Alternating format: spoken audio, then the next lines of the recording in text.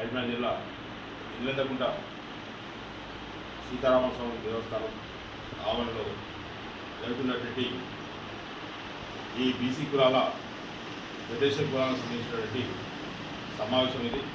ఈ సమావేశంలో ముఖ్యంగా దాదాపుగా ఆంధ్రప్రదేశ్ ఏదైతే ఉందో ఉమ్మడి ఆంధ్రప్రదేశ్ ఉన్నప్పుడు దాదాపుగా సొసైటీలు చాలా ఏర్పడాయి. అప్పుడు వైఎస్ రాజశేఖర్ గారు దాదాపుగా 11 ఫెడరేషన్లను కుల సంఘాలను ఏర్పాటు చేయడం జరిగింది. దానికి అనుబంధంగానే తెలంగాణ రాష్ట్ర ప్రభుత్వం ఏదైతుందో అందులో 11 ఫెడరేషన్లు ప్రభుత్వంలో నడుస్తున్నవి.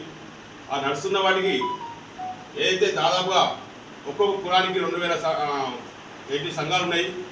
దాదాపుగా 30-40 వేల సంఘాలు ఈరోజు సహకార సొసైటీ ఏర్పాటు చేసుకొని ప్రభుత్వం ద్వారా లబ్ధి పొందాలనే ఉద్దేశంతో ఉన్నటువంటి సంఘాలు ఏవైతే ఉన్నాయో ఆ సంఘాలను గత ప్రభుత్వం ₹1 ఇవ్వకుండా 2019లో దరఖాస్తు తీసుకొని ₹1 కూడా ఒక సంఘానికి కూడా సబ్సిడీ రుణాలు ఇవ్వలేకపోయింది గత ప్రభుత్వం.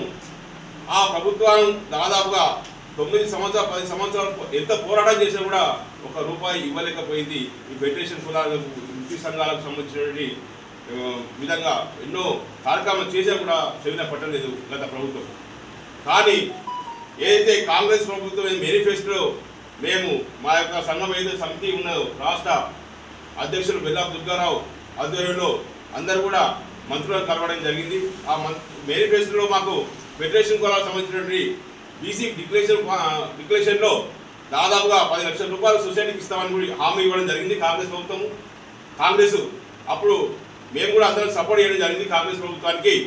ఎందుకంటే గతంలో టీఆర్ఎస్ ప్రభుత్వం బాగా బీఆర్ఎస్ ప్రభుత్వం ఏదైతే ₹1 కూడా ఇవ్వలేదు కాబట్టి మొత్తం టోటల్గా ఈ యొక్క సంఘాలన్నింటినీ మొత్తం ఆర్గనైజ్ చేసేసి కాంగ్రెస్ ప్రభుత్వానికి మద్దతు తెలపడం జరిగింది.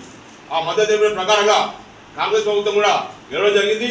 ఆ గెలిచిన తర్వాత ఈ ప్రభుత్వం కూడా సొసైటీలో పట్టించుకోవడం లేదు. మాకు 10 లక్షలు ఇస్తామని కూడా ₹1 కూడా ఈ రోజు వరకు ఇవ్వడం లేదు. ఆ సొసైటీలో ముఖం కూడా చూడడం లేదు.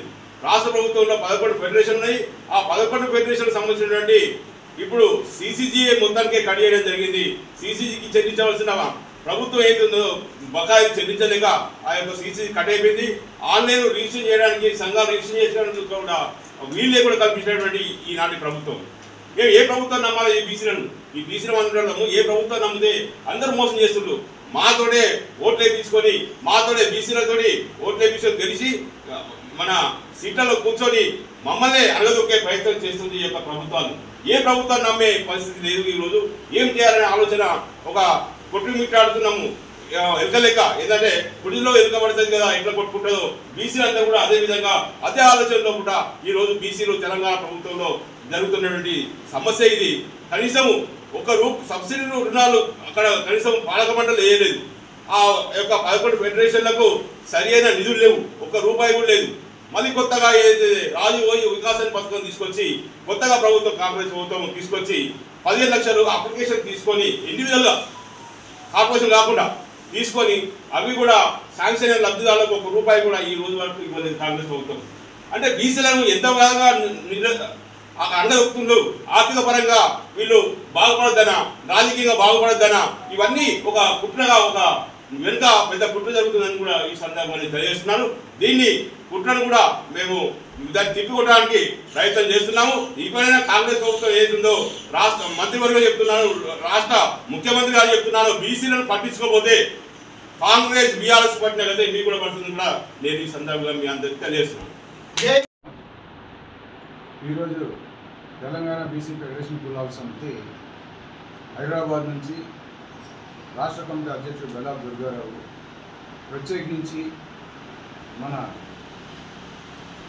అనగారినటువంటి బీసీల పక్షాన ఇక్కడ సమావేశాన్ని ఏర్పాటు చేయడం జరిగింది.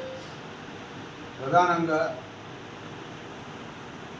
కొన్ని కులాలకు మాత్రమే రేపు రాబోయేటటువంటి స్థానిక సంస్థల్లో ప్రాతినిధ్యం కల్పించేటటువంటి పరిస్థితి గతం నుంచి చూస్తున్నాం. ఇప్పుడు కూడా అదే పునరావృతం కాబోతా ఉంది. ఈ నేపథ్యంలో రాబోయే కొద్ది రోజుల్లో ఈ రాష్ట్ర హైకోర్టు నిర్ణయాన్ని మేము పరిగణలో తీసుకున్న తర్వాత మేము కూడా మా భవిష్యత్ కార్యాచరణని ప్రకటించాలన్న ఉద్దేశంతో ఈ సమావేశాన్ని ఏర్పాటు చేయడం జరిగింది. ఏంటంటే స్థానిక సంస్థల్లో ABCDE కింద వర్గీకరించి ఆ రీతిగా రిజర్వేషన్ని అణగారిన వర్గాలకి మరి స్థానిక సంస్థల్లో వెసులుబాటు కల్పించి ప్రభుత్వం ముందుకు పోవాలనేటటువంటి అంశాన్ని మేము బలంగా మేము తీసుకెళ్ళిపోతాము. దానికోసం ఇప్పుడు రాష్ట్ర కమిటీ సభ్యులు ప్రధానంగా ఉమ్మడి కరీంనగర్ జిల్లా సభ్యులతో సమావేశం అవ్వడం జరిగింది. మీడియా మిత్రులు కూడా నేను ఈ సందర్భంగా అభ్యర్థిస్తున్నాను, వారి యొక్క సహాయ సహకారం కోరుతున్నాను. 100కి 130 కులాలుగా ఉన్నటువంటి బీసీలను అందులో కేవలం 4-5 కులాలకే పరిమితం చేయకుండా వెనకబడిన కులాలని పూర్తి స్థాయిలో గుర్తించి అన్ని రాజకీయ పార్టీలు కూడా రేపటి రోజున 42% రిజర్వేషన్లు ఎట్లున్నా మరి జూబ్లీహిల్స్ ఎన్నికలు జరిగిన తర్వాత కాంగ్రెస్ పార్టీ తన వ్యూహాత్మక నిర్ణయాలను బయటపెట్టి పార్టీ పరంగా రిజర్వేషన్ ఇచ్చేటటువంటి ఒక ఉద్దేశంతో ముందుకు పోతా ఉంది. కాబట్టి మేమేమంటున్నామంటే ABCDE వర్గీకరణ చేసి ముందుకెళ్ళండి. అదేవిధంగా పార్టీల పరంగా కూడా మీరు ముందుకెళ్లే విధంగా ఉండి ఈ వర్గాలను గుర్తించి ఎక్కువగా వాళ్ళకి అవకాశాలు కల్పించమని మేము డిమాండ్ చేస్తా ఉన్నాం. Thank you.